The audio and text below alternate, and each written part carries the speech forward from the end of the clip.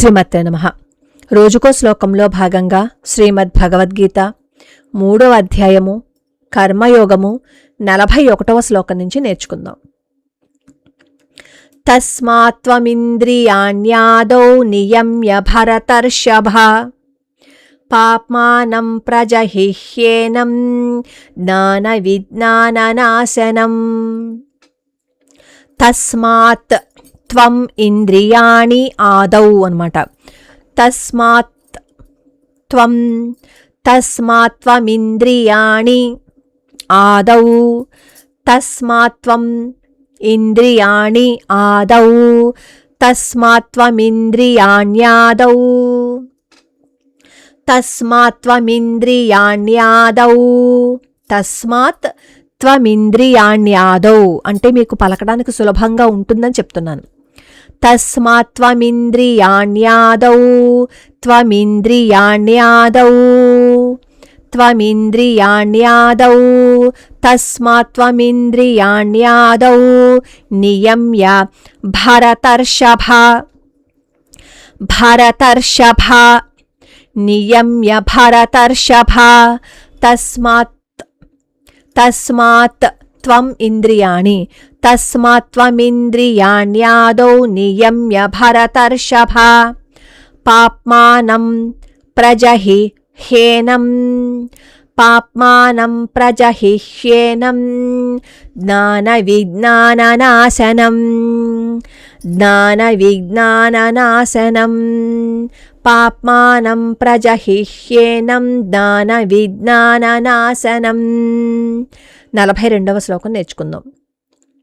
ఇంద్రియాణి ఇంద్రియాణి పరాణ్యాహుః ఇంద్రియాణి పరాణ్యాహురింద్రియేభ్యః పరం మనః ఇంద్రియాణి పరాణ్యాహురింద్రియేభ్యః పరం మనః మనసస్తు పరా బుద్ధిర్యో బుద్ధేః పరతస్తు సహా.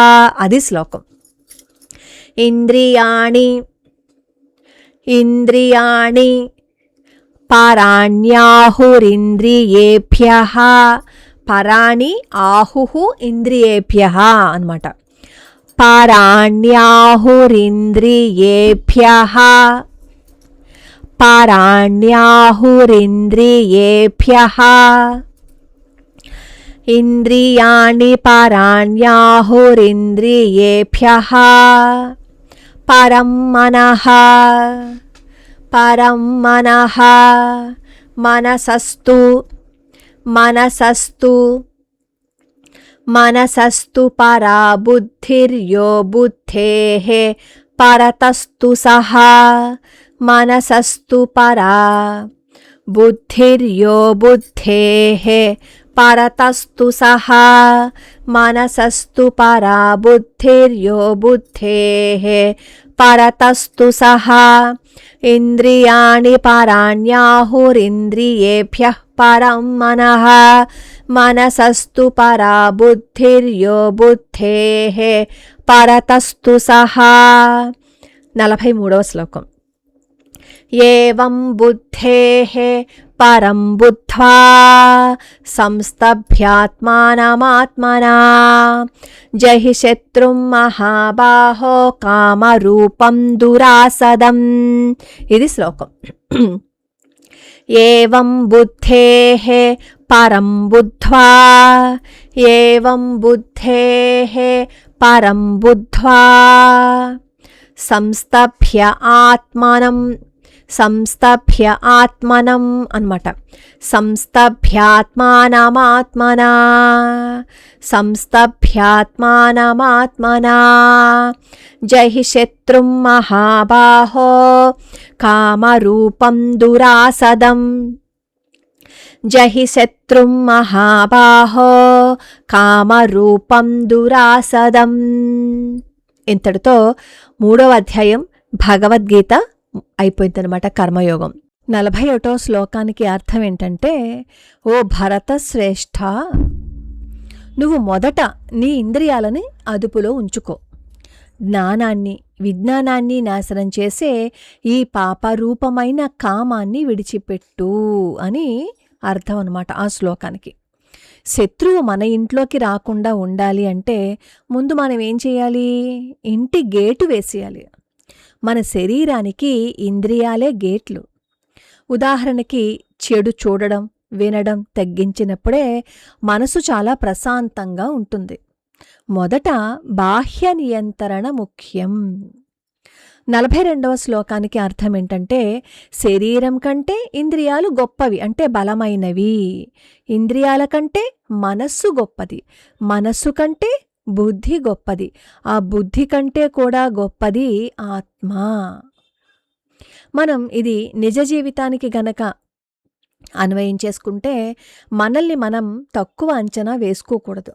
మనస్సు బలహీనపడితే బుద్ధితో ఆలోచించాలి. బుద్ధి కూడా మొరాయిస్తే నేను ఈ దేహం కాదు, నేను ఆత్మను అనే ఉన్నతమైన ఎరుకతో కోరికలను జయించాలి.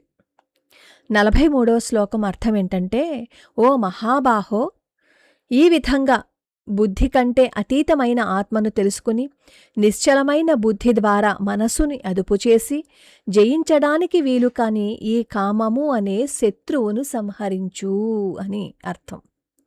అంటే మనం కేవలం మన కోరికల సముదాయం కాదు, అంతకంటే గొప్పవాళ్ళం అని గుర్తించాలి. కోరిక అనేది దురాసదం అని కృష్ణుడు ముందే హెచ్చరించాడు. అంటే ఇది ఒక్క రోజులో అయ్యే పని కాదు, నిరంతర సాధనతోటే సాధ్యం. కర్మయోగం పూర్తిగా అయిపోయింది. ఈ సారాంశం ఏంటి? కృష్ణ పరమాత్మ చివరిలో మనకి ఒక కంట్రోల్ మ్యాప్ ఇచ్చారు. అదేంటి? శరీరము, ఇంద్రియాలు, మనస్సు, బుద్ధి, ఆత్మ. అంటే పై ఉన్న దానితో కింద ఉన్న దానిని అదుపు చేయాలన్నమాట. మనసు ఇష్టం వచ్చినట్లు వెళ్తూ ఉంటే బుద్ధితో దానికి కళ్ళెం వేయాలి.